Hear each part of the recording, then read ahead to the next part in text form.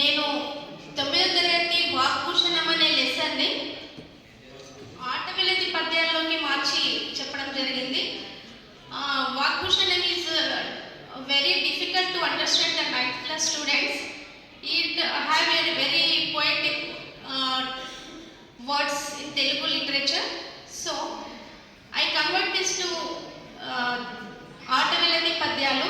చిన్న చిన్న అలతి పదాలతోని ఆట వెలదులుగా మార్చడం జరిగింది.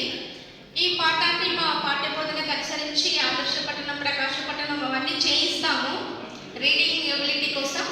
కానీ విషయ అవగాహన కోసం దీన్ని ఆట వెలది పద్యాల్లోకి మార్చడం జరిగింది. వాక్భూషణం 9వ తరగతి.